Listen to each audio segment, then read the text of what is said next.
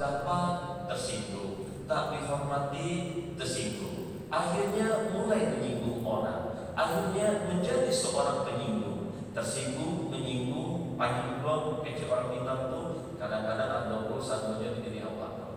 Akhirnya begitu banyak kita juga menemukan rajin sholat berjamaah, belajar ilmu agama, pergi ke majelis taklim, mengaji ke mana-mana di ilmu Muhammadiyah, Salafi, Tarekat, Jamaah Tabligh, Persis, Ma'rifat, Tasawuf, Sufi, tapi masih mudah sedih, masih mudah kecewa ketika sesuatu terjadi tak sesuai keinginan dan harapan kita.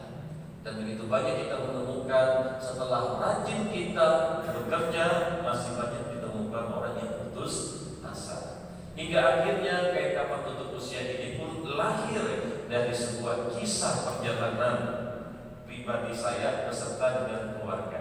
Boleh posisinya juga ke depan, saya bisa lihat semuanya. Dan hari ini kita akan praktek, Pak. Jadi kalau berbicara tentang ilmu psikologi, saya harus menyentuh jiwa raga. Seperti ketika Anda sedang sholat berjamaah, Anda harus memperhatikan bagaimana Anda bisa khusyuk sholatnya. Jangan sampai saat ini kita sholat, tapi masih juga belum tahu arti bacaan sholat. Hingga akhirnya ketika kita bertemu dengan Allah, berbicara sesuatu, ngomong sesuatu, tapi kita sendiri nggak tahu ngomong apa.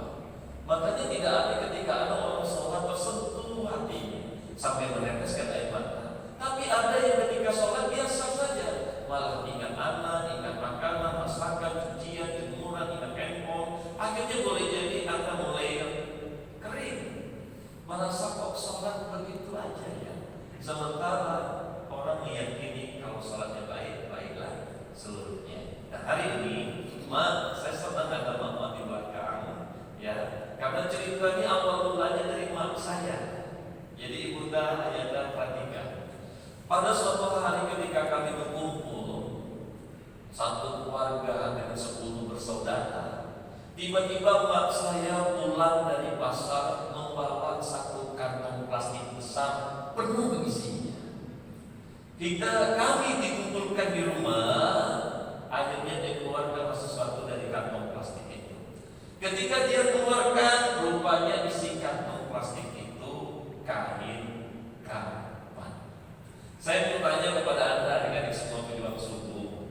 Ketika Anda pulang nanti ke rumah, tiba-tiba emak pulang bawa kain kapan.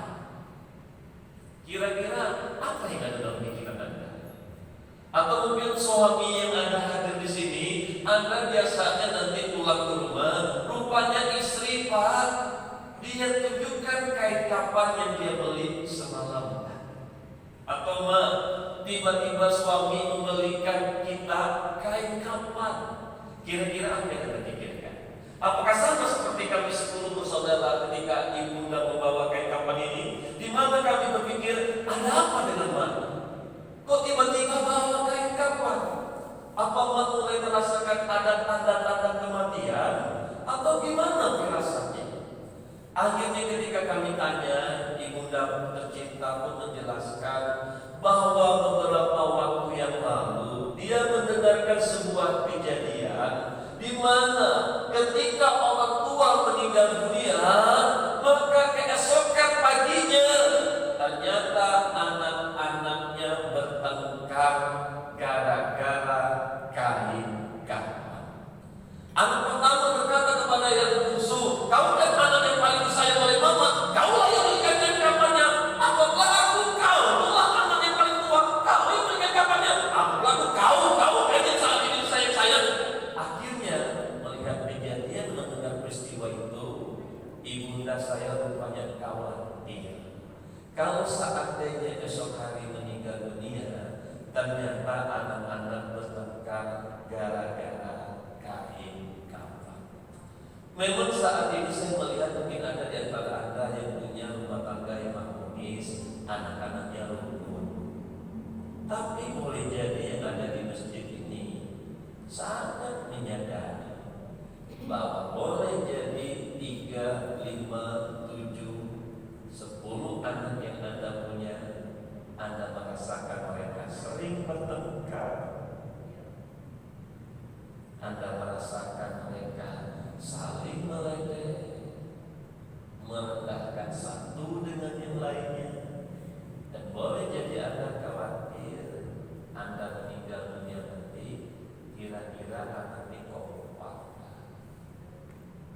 termasuk Anda yang saat ini yang muda. Boleh jadi Anda punya saudara kandung yang mungkin hubungannya tak sehangat yang Anda lihat di luar sana.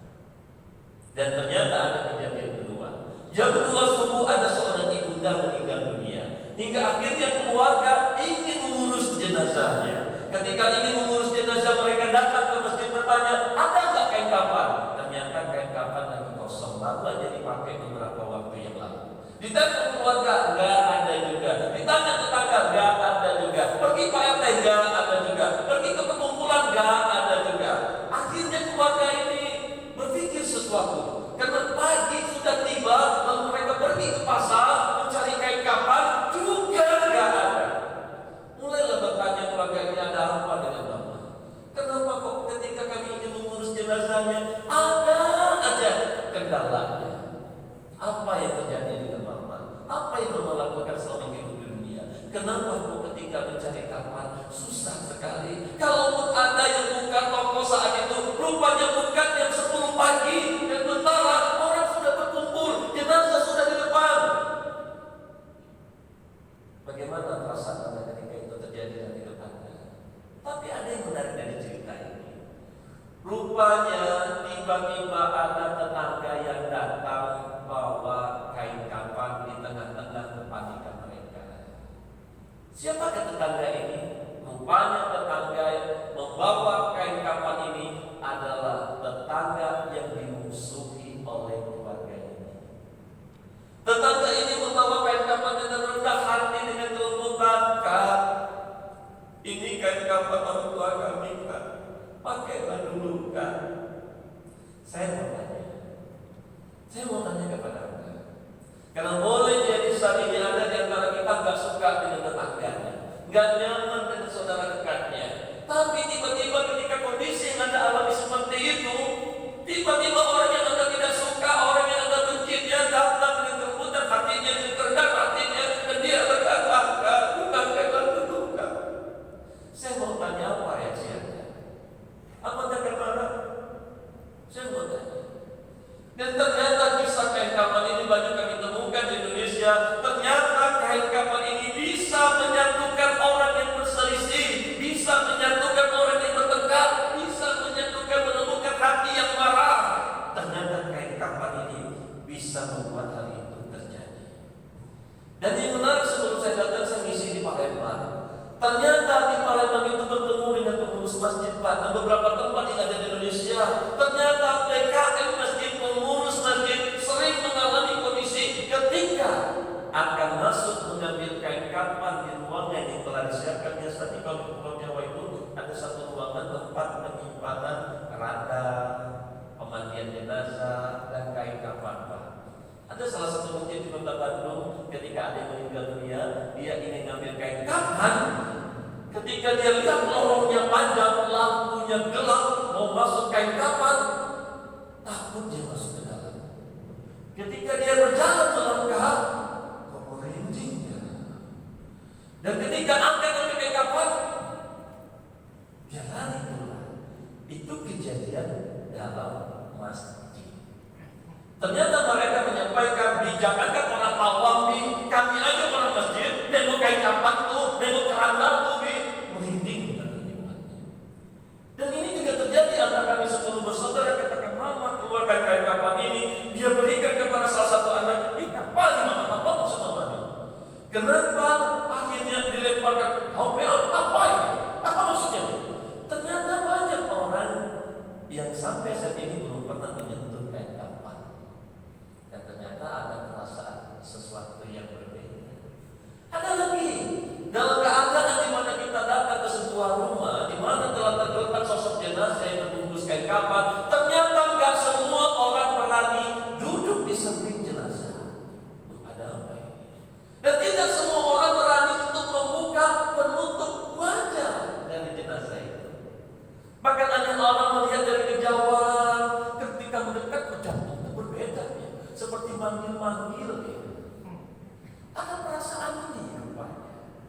Ada orang masih takut rupanya ketika melihat sosok jenazah. Dan ada peristiwa kembali Ketika seorang ibu meninggal dunia, seorang ayah meninggal dunia, ternyata 5 7 anak kandungnya tak ada satupun yang bisa mandikan jenazah orang tuanya. Coba ingat anak Anda sudah sekolahkan sampai perguruan tinggi, Anda sudah besarkan dia, modali dia, kira-kira 5 7 anak yang Anda punya, bisa nggak ngurus jenazah Anda? Bisa. Dan akhirnya yang menarik, selesai pengajian ini, biasanya ibu-ibu pergi beli kain kafan dan dia gantung di lemarinya, tempat dan juga misnya yang digantung untuk pergi ke majelis taklim. Ternyata ketika ibu-ibu menggantung kain kafan ini di lemari pergi ke pengajian, Pak, dia buka helai demi helai seragam gamisnya itu, terlihat lagi kain kafan. Ingat lagi dengan kematian. Saya mau tanya, Pak, udah punya kain kafan belum? Sudah. Udah punya kain kafan belum, Pak? Sudah. Sudah punya kain kafan belum? Belum. Udah punya kain kafan belum? Belum. Bapak udah punya belum? Belum. Nah, loh, kok belum punya? Kenapa kok belum punya? Di mana kita paham betul orang yang paling pintar, cerdas adalah orang yang sering ingat dengan kematian dan mempersiapkan kematian. Kenapa Anda belum punya kain kafan? Sementara Anda punya motor. Apakah motor sering membuat Anda ingat kematian? Anda punya mobil Anda itu sering gak buat Anda ingat kematian? Anda punya handphone Anda itu sering gak membuat Anda ingat kematian? Anda punya bantal, Anda punya selimut, Anda punya spray, Anda punya rumah, sering gak membuat Anda ingat kematian? Kenapa kok masalah kain kafan aja kita gak punya? Memang berapa sih kain kafan? Gak mampu apa? Ternyata di dalam kehidupan kita ini ada sesuatu yang bakal sering mengingatkan kita akan kematian. Kenapa malah kita nggak punya? Kita ditolongkan orang pintar, orang cerdas dengan memiliki ini, tapi kenapa nggak punya? Dan ketika kemarin itu yang ditanya, kenapa belum punya kain kafan? Ngapain kita mikirin kain kafan? Oh, ketika nanti orang hidup dia bertanggung jawab. Betul, tapi bukan itu masalahnya. Ngapain juga beli kain kafan? Kami di majelis taklim itu kumpulan kami ada kok, kami patutan gilirannya. Betul, tapi bukan itu masalahnya. Ngapain juga pakai kafan? Orang ini nggak bertanggung jawab. Paham saja. Tapi ini bicara tentang ilmu, Pak.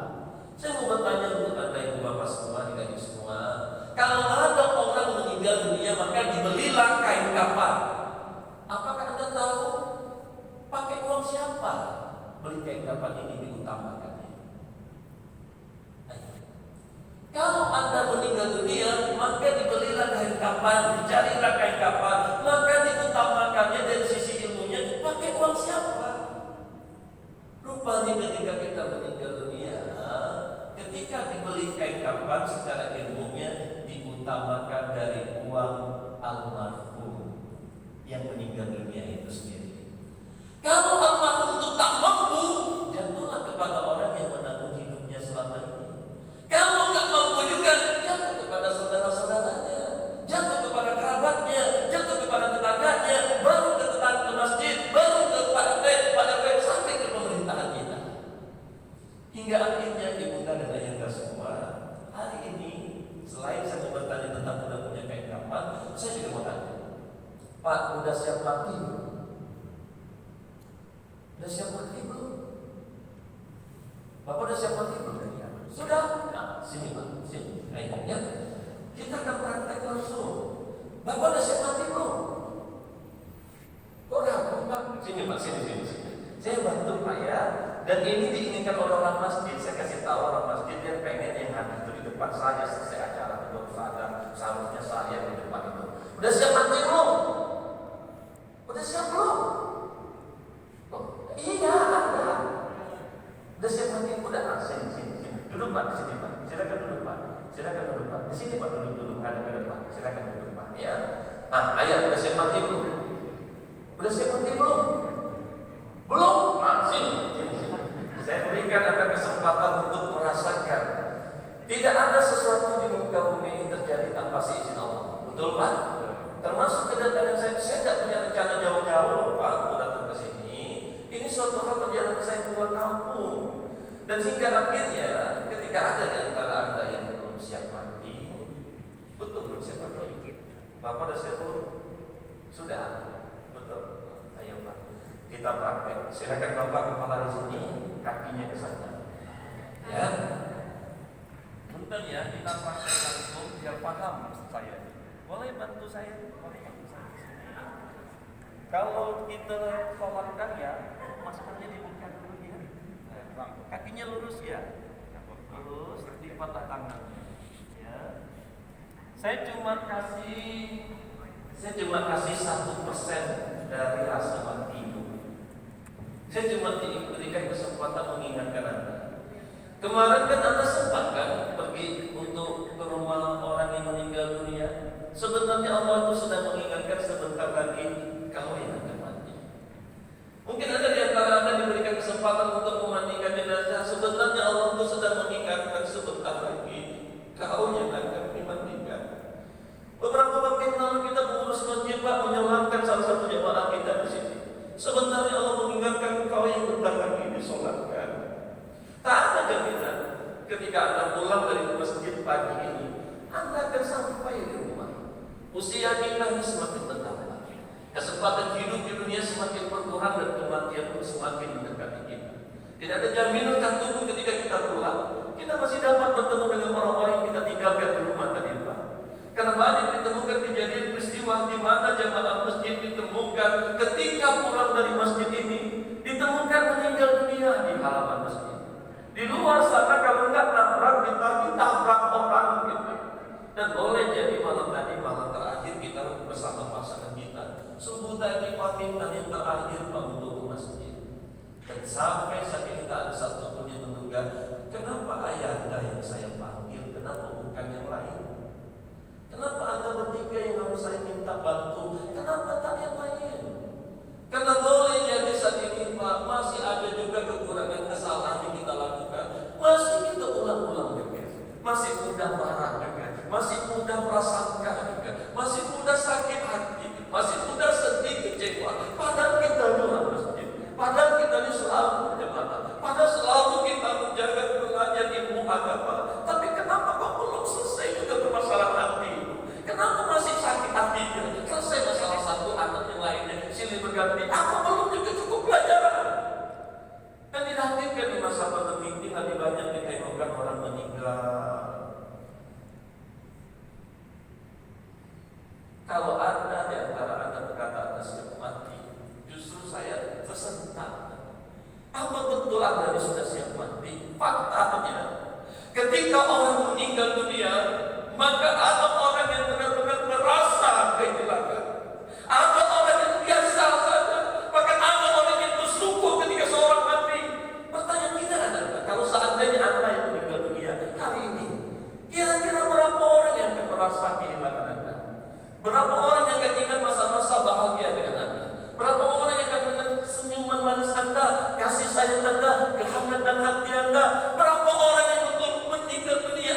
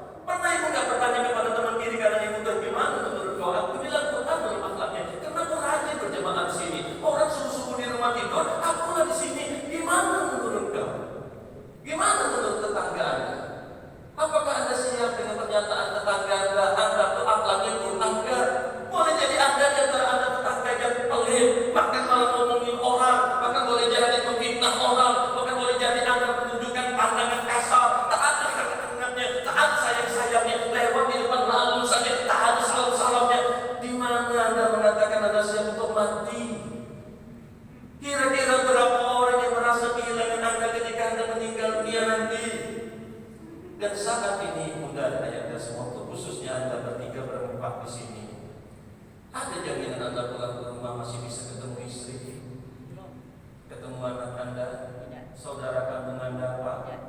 Tak ada jaminan. Boleh jadi terjadi di luar sana dirantau dengan anak kita tuh, maaf. Terjadi musibah, kecelakaan, Anda tak tahu. Dan itu terjadinya saat ini, detik ini, di Pulau Jawa. Anda mana tahu? Dan boleh jadi saat Anda berada di masjid ini, boleh jadi istri kita yang mandi, Pak, terjatuh di kamar mandi, pintu dikunci dari dalam. Tak ada yang tahu. Dan tak ada yang tahu yang terjadi di luar sana. Anak mau masak, tiba-tiba kompor gasnya dinyalakan, meledak. Anda tak bisa membuat apa-apa.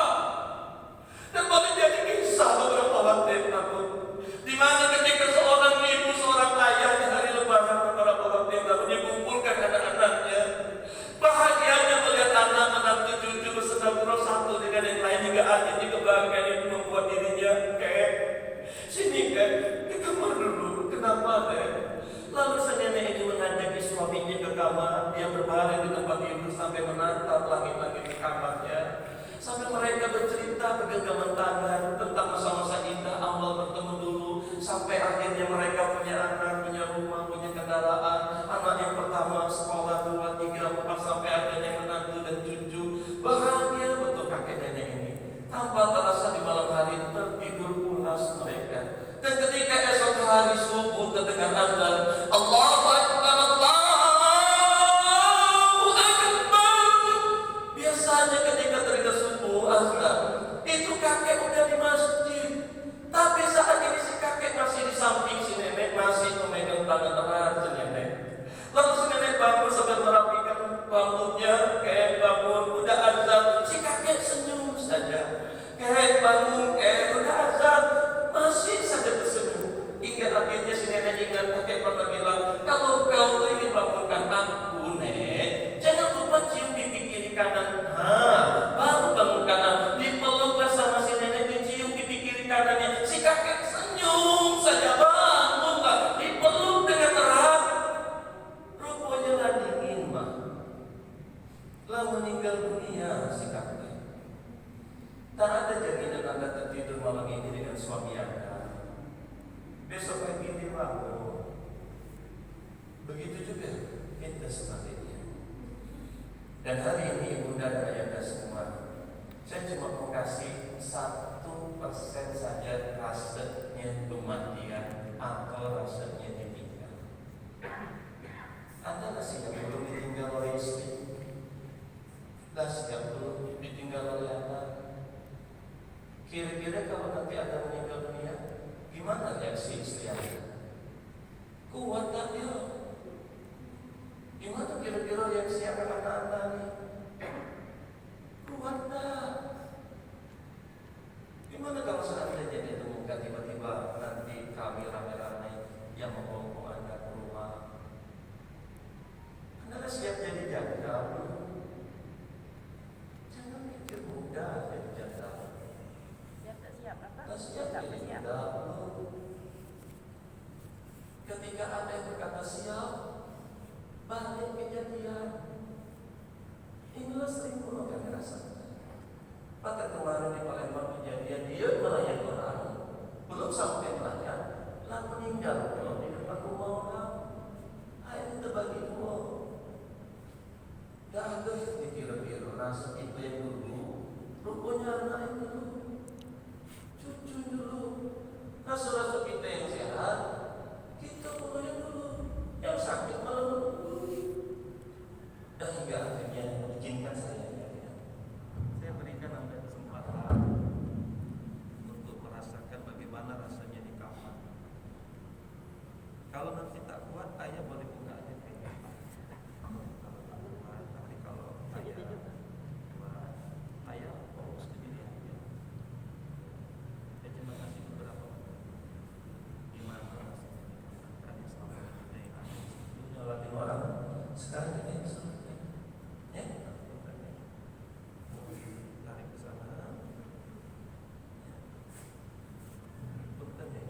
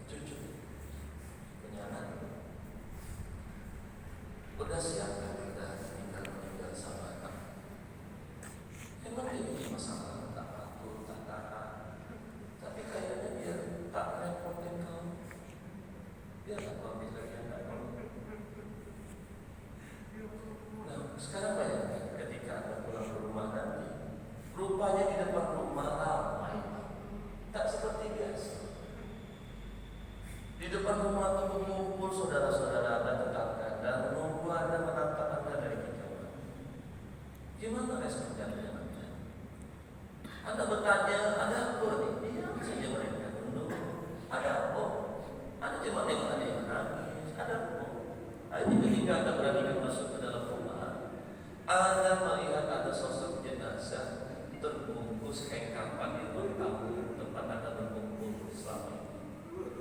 Kira-kira nanti pulang, siapa yang dibawa kain kafan? Apa orang tua Anda, kakak kandung Anda, atau anak Anda, atau suami? Siapa? Dia cuma kasih Anda kesempatan. Silakan Anda ingat wajah anak Anda yang pertama itu, anak yang Anda sayangi. Dan pulang nanti Pak, dia ada di bawah kain kafan. Saya berikan Anda kesempatan untuk merasa. Silakan dibuka penutup pakai kain kafan sedikit. Apa mereka di sini? Silakan dibuka kain kafannya sampai ingat wajah anak Anda. Bayangkan ini adalah anak Anda. Silakan dibuka perlahan dan lihat wajahnya untuk terakhir kali. Silakan. Ingat sampai tentang mungkin pernah terjadi dengan Anda, kesalahan yang pernah dibuat sama Anda. Nah ini Pak, untuk terakhir kali buka. Buka perlahan. Inilah rasa ketika Anda membuka penutup jenazah dari anak kandung Anda. Jangan Pak, jangan tangan. Silakan. Tutup dulu, tutup dulu. Hanya 1%, Pak. Saya cuma kasih rasa ini. Punya istri. Apakah dia bahagia atau tidak? Mungkin ada kurang, ada salah yang memang tak ada sempurna. Silakan mundur, silakan mundur. Saya berikan kesempatan Anda. Ternyata ketika pulang, inilah yang malam tadi cuma bincang-bincang sebentar. Silakan berikan penutup bacaan kapan. Silakan tutup kembali. Geserkan. Silakan ayah. Boleh jadi ini istri kita, cucu kita, harapannya dia ini jadi mengganti kita nanti. Yang kita harap dia bisa lebih baik dari anak yang kita didik. Dibuka malah. Tutup lagi, tutup cepat. Ya, tutup cepat. Nah, silakan kembali bergeser ke sini. Silakan. Ternyata ibu dan ayah semua. Perhatikan, ketika Anda pulang nanti ke rumah, rupanya yang ada di bawah kain kafan ini bukan anak Anda, bukan. Rupanya ketika Anda pulang ke rumah, rupanya bukan istri Anda, bukan. Bukan cucu, Pak, bukan. Siapa rupanya? Rupanya ketika Anda membuka penutup wajah kain kafan ketika pulang nanti, ketika Anda buka, ternyata yang ada di bawah kain kafan ini rupanya Anda sendiri.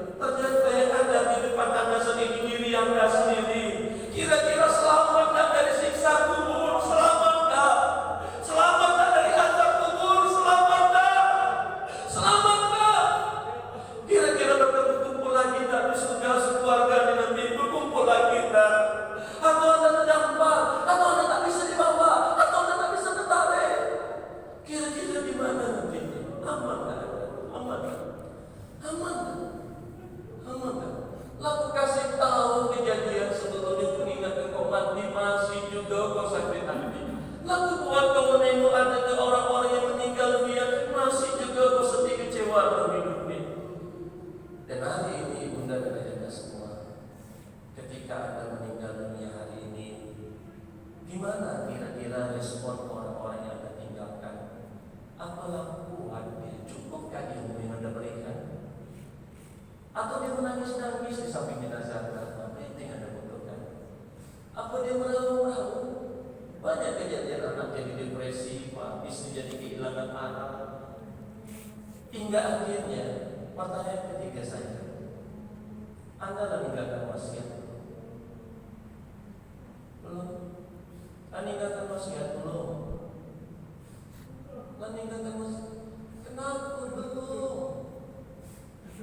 Apa Anda umurnya panjang? Kenapa belum? Bukankah kita ini diajarkan sebagai seorang muslim, bahkan kami seorang tadi ketika keluar diajarkan untuk meninggalkan wasiat? Begitu banyak ditemukan ketika orang meninggal dunia karena orang tuanya tak ada tinggalkan wasiat, bertengkar dengan anaknya. Dah ada arah. Kenapa Anda belum tinggalkan wasiat? Kenapa? Dan tahu nggak makna kenapa diajarkan dalam Islam itu meninggalkan wasiat? Ini untuk membantu pendidikan di rumah tangga. Bayangkan saja Anda sebagai anak, orang tua Anda berpesan ketika dia mau pergi keluar, ayah keluar ya. Kalau terjadi apa-apa dengan ayah, ayah titip ibumu, ayah titip harta ini lagi seperti ini. Ini untuk apa? Untuk memunculkan rasa psikologi di anak-anak tadi. Astagfirullahaladzim, kenapa ayah ibu berkata begitu? Apa mereka ini terasa betul aku menjadi bagian? Maka ada dorongan untuk mereka memperbaiki lebih awal, tak mesti menunggu nanti. Jadi secara psikologi pesan wasiat ini mempengaruhi pikiran orang, hati orang. Maka tinggalkanlah pesan-pesan wasiat yang baik-baik kepada mereka. Yang tidak boleh itu adalah saya khawatir ketika materi ini tidak diberikan di Indonesia. Saya khawatir Anda salah memberi wasiat, di mana gara-gara wasiat para tua, anak-anak yang diharapkan tadi pun malah berpisah mereka. Contoh tentang pembagian harta warisan. Makanya saya senang ketemu Mak di sini, Bapak di sini. Saya khawatir manusia itu bertindak sesuai apa yang dia pikir, yang dia dengar, yang dia lihat sendiri. Kalau seandainya wasiat Anda ini salah, dampaknya juga akan fatal. Contoh dalam bagi warisan, ternyata Anda ngomong ke sana kemari tentang pembagian warisan, ngomong ke adik, ke kakak, ke sahabat, ke tetangga, yang ini itu dapat segini, yang ini itu dapat segini, yang ini itu dapat segini. Tahu nggak? Apa yang Anda lakukan itu sebenarnya telah memunculkan masalah yang tersimpan saat ini. Di mana ada orang tua ketika membagi harta warisan, dia pakai akalnya. Ada juga orang tua yang satu, dia pakai perasaannya. Tapi ada juga yang satu, dia pakai apa yang Allah ajarkan kepadanya. Yang saya khawatirkan kita yang saat ini berpikir membagi warisan itu berdasarkan akalnya, logikanya. Kau kan anak paling tua lah, kuliah kan sampai tinggi-tinggi, kasihan adik kau belum pernah kuliah kan, maka ketika bapak mati nanti adik kau yang paling banyak, cukup sudah. Ada orang tua yang seperti itu, dia pakai akal logikanya. Ada juga yang mikir pakai hati, mak membuat wasiat itu. Aku ini biar tak ribut, kalian ya sudah tak bagi rata aja semuanya, biar tak jadi ribut. Betul, ternyata ada yang seperti itu. Tapi permasalahannya di cara warisan, Allah itu sudah buat aturannya, caranya. Tapi Anda pengen pakai cara Anda. Dalam Islam ini mungkin perempuan dapat lebih kecil, Pak. Yang besar kayak hingga akhirnya dia berkata, kau kan anak laki-laki, ya udahlah kau bisa kerja keras, kau bisa mandiri, kasihan aja kau perempuan ini lu, biar dia dapat lebih banyak. Paham? Mungkin ada di antara anak Anda nganggur, iya, baik aja depan Anda tuh, tapi boleh jadi dia menyimpan. Sementara saya bertanya, kalau Anda berikan harta warisan itu berdasarkan logika Anda, perasaan Anda berikan yang perempuan ini lebih besar, kira-kira Allah itu ridho? Ridho enggak? Ternyata cara kau itu pakai, cara aku tak mau pakai rupanya. Sementara kita diingatkan berulang kali, apa yang menurut kau baik belum tentu menurut Allah itu baik. Apa yang menurut kau buruk belum tentu menurut Allah itu buruk. Banyak kejadian peristiwa akhirnya dipaksa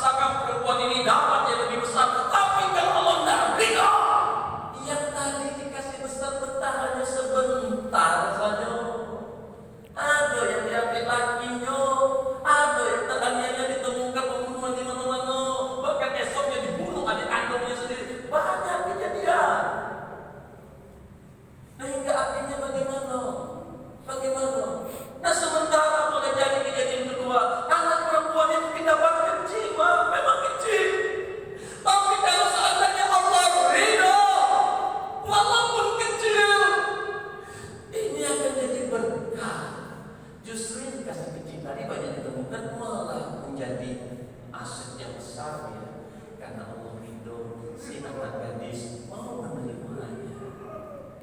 Sekarang Pak, Anda mau bikin nanti seperti apa wasiat Anda itu? Apa mau Anda pakai logika Anda? Akal Anda? Karena Anda yang menjalani 1, 2, 3, 5 anak yang Anda tahu mana yang Anda kasih lebih, mana yang Anda kurang. Tapi itulah adabnya Islam. Sekarang Anda kasih dia lebih berbuat misal, lalu nanti terjadi pembunuhan secara kandung, siapa yang bertanggung jawab? Ada bertanggung jawab? Tapi kalau Anda buat aturan berdasarkan Allah, apapun yang terjadi kembali kepada dan Allah tak pernah zalim. Hingga akhirnya benar ya Pak ya, saya rasa boleh Pak di sini duduk dengan saya di sini Pak ya. Mohon maaf waktunya tapi tak sempat cerita banyak hal. Tapi memang gimana rasanya sudah siap untuk mati. Kalau sebentar apa pinjam sini. Saya tengokkan sesuatu buat Anda yang belum pernah megang kain kapan. Saya berikan kesempatan kepada. Sekarang bayangkan, Anda hari ini rupanya mati. Tak ada rencana yang Anda buat akan jadi hari ini. Matinya ini. Maka ketika saya tutup kain kapan ini ke wajah Anda rasakan betul-betul. Dan ketika Anda berusaha untuk membuka mata, Anda tak bisa lagi. Ya, perhatikan. Saya akan coba tutup wajah Anda dan ini pertama kali mungkin dan boleh jadi terakhir kali. Pejamkan mata Anda, pejamkan. Dan coba Anda buka mata Anda tak bisa lagi buka. Sekali itu tutup selamanya. Dan ketika Anda buka, ternyata Anda di alam kubur. Anda tahu tak pertanyaan apa yang tanya di kubur? Awak tak bisa jawab apa? Sekarang saya tutup hidung Anda. Saya berikan Anda 1% saja mati. Dan ini suasana yang mungkin Anda akan rasakan sepanjang umur itu sampai di bawah.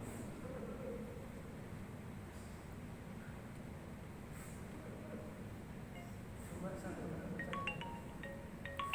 saya tidak berjalan sampai sore, jalan ke malam. Dan siap mati.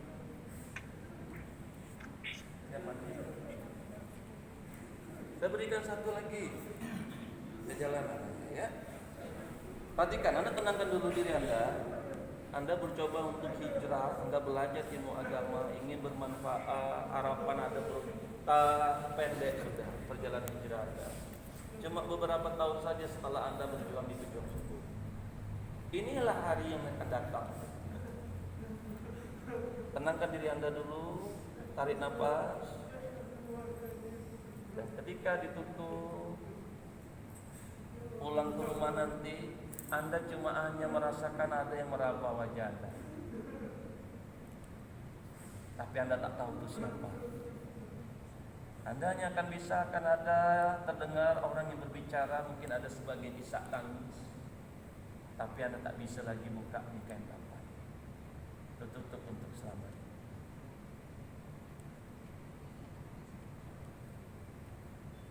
Dan ini akan terjadi nanti.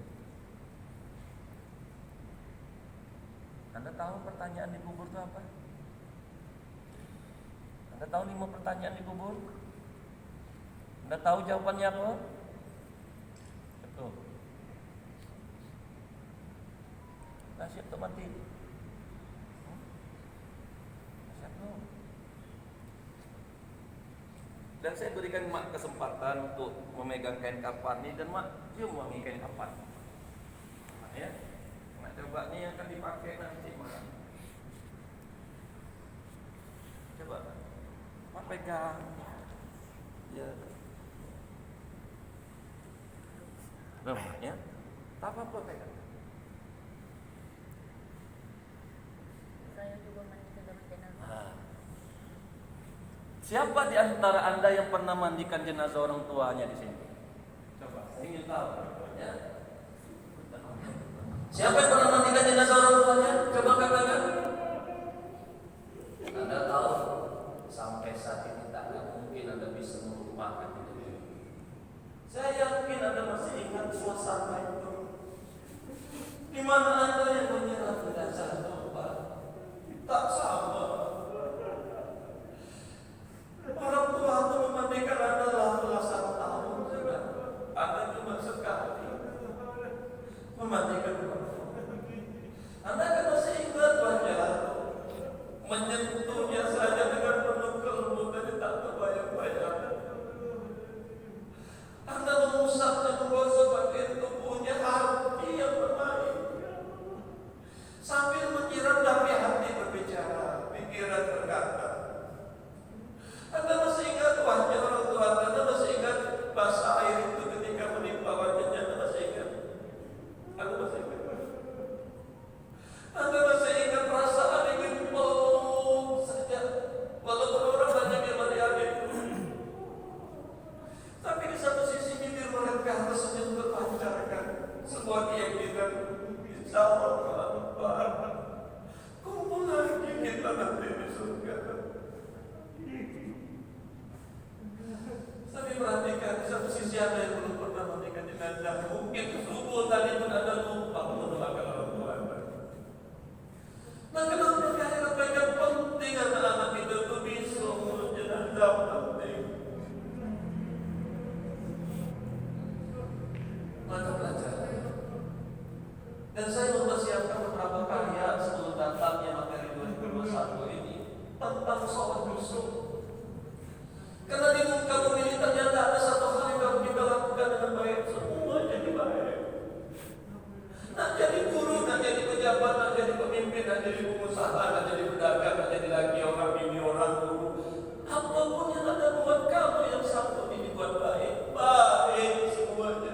Itu sholat. Tapi orang beli buku ini 1 juta rupiah, walaupun kecil. Kenapa? Karena bukan bukunya yang orang beli. Nah, orang banyak beli, seorang ulama beli buku dengan harga 3 juta, bukan bukunya yang dia beli. Dia beli buku manusia berakhlak Quran. Anda tuh tahu nggak untuk memastikan Anda tuh akhlaknya Quran atau tidak? Memang kita tidak hijrah lah belajar ilmu agama. Tapi coba tanya orang-orang suka nggak dengan gitu? Jangan-jangan bertambah ilmu merendahkan orang, bertambah ilmu akhirnya meremehkan orang, bertambah ilmu merasa diri lebih baik. Akhirnya ada kakak kandung sendiri pun tak nyaman, sombong kau, kayak kau yang paham ilmu agama. Ketika berbicara tentang manusia berakhlak Quran, Anda harus kafah. Gimana menghadapi musuh, menghadapi orang yang zalim, menghadapi orang yang menghadapi orang yang baik. Anda harus paham. Jangan mau yang baik aja. Saya buatkan buku mabuk sebelum ke Baitul. Mungkin Anda tidak bisa lagi berangkat ke tanah suci. Mungkin tidak ada waktu lagi biaya tinggi. Ketika berjalan nanti di tanah suci, ritualnya tak bisa seperti dulu lagi, tak bisa ada lama. Tapi tak ada halangan. Siapapun yang ingin datang ke tempatku menemui undangan. Hatimu jangan pula kau buku sarapan seolah-olah tak mungkin kau datang ke sini. Maka ada bisa orang tak berangkat ke tanah suci, dia pula yang mampu. Ibunda, ibu takut kalau saja dia boleh di depan yang mamanya dibeli buku itu dengan harga yang sangat tinggi sekali. Masya Allah. Dan namun hari ini sudah. Sekarang apa-apa saja yang coba kita ingat dengan kematian, hadirkan apa? Hadirkan. Kami di rumah itu punya kain kapan, jadi ketika ada datang tamu yang kami keluarkan kain kapan. Jadi bukan ngomong-ngomongnya yang tak bermanfaat, basa-basi yang tak berguna, yang mungkin yang lebih sakit hati. Tapi ketika dikeluarkan kain kapan, dan Anda jangan sakit hati lagi. Kemarin kejadian ada orang tua dikasih kain kapan marah sama anaknya. Tapi yang sudah ikut majelis Abi, perhatikan. Sebaik-baiknya manusia dan manusia yang paling pintar dan cerdas adalah yang sering mengingat kematian dan mempersiapkan kematian. Ternyata hadiah anak yang dia berikan itu kayak kapan, mak? Dia sering membuat itu ingat kematian. Yang lainnya kasih makanan enak, baju baru, ada rumah, tapi sering tak dampaknya mengingat kematian.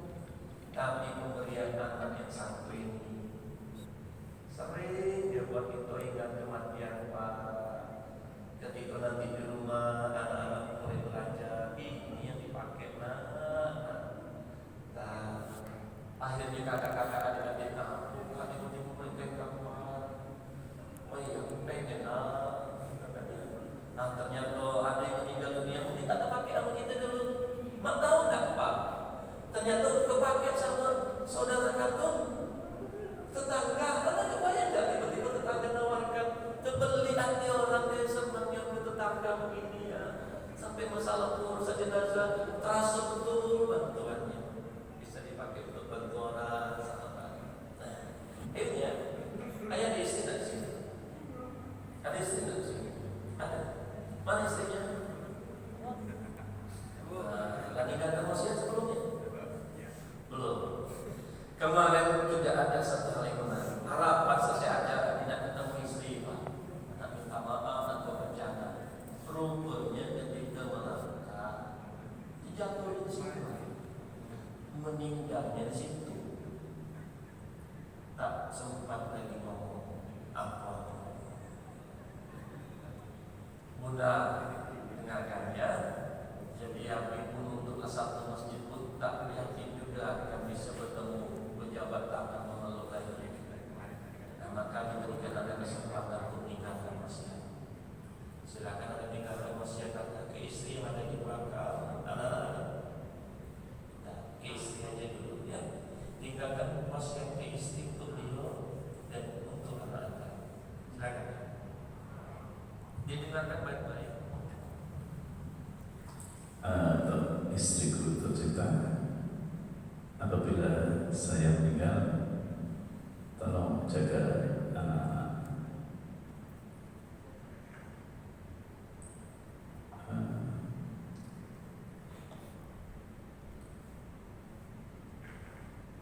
Tidak ada utang, Pak. Insya Allah tidak ada. Tenang, Mak. Tidak ada utang. Ya. Untuk anak pertama ada wasiat. Untuk anak yang pertama Untuk anak yang pertama, ingatlah selalu orang tuamu dan doakan saat beribadah kepada Allah. Mudah-mudahan kita bisa bertemu nanti di surga Allah. Ayah masih ada istri ya? Silakan. Ada istri? Ada. Mak ya. Biar mak dengar. Silakan.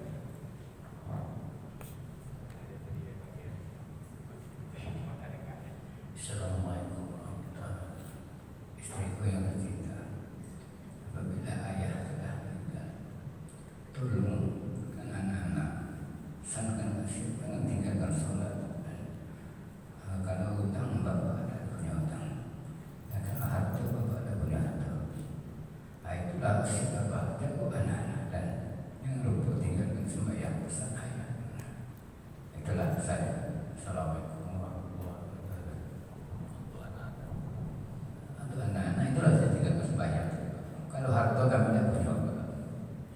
Nah itulah ya. Ayah ketika ditanya seperti ini kan, akhirnya ada sedikit apakah wasiat yang membuat ini teh telah jelas belum paham dan dan nanti pulang ke rumah waktu kalau mau dibuat tertulis Pak biar tertata jadi anak-anak tahu tuh dan ingat ya oh ini itu ya. Untuk istri, silakan. Untuk istriku kalau saat ini saya meninggal tetap sholat, tegakkan sholat terus. Alhamdulillah ya. Dan hari ini ibu dan ayah semua pertemuan yang tidak kita rencanakan mulai dari untuk sekian kalinya Allah mengingatkan kembali kepada kita semua. Tak ada jaminan kita bisa meminta maaf secara langsung lagi ya. Hingga akhirnya izinkan saja mungkin doa.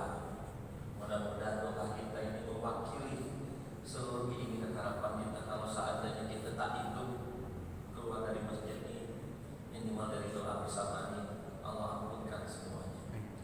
Boleh saya izin doa untuk orang tua kita almarhumah ya. Kita buat majelis ini jadi kita berdoa. Juga untuk anak-anak cucu tak lama mungkin dengan kita. Mudah-mudahan Allah melapangkan mereka di sana. Dan juga untuk masa depan adik-adik semua yang berjuang sungguh, mudah-mudahan doa ini menjadi wasilah jalan terbukanya jalan kehidupan dan hidayah. Baik, semua silakan tarik nafasnya terlebih dahulu, tenangkan diri dulu.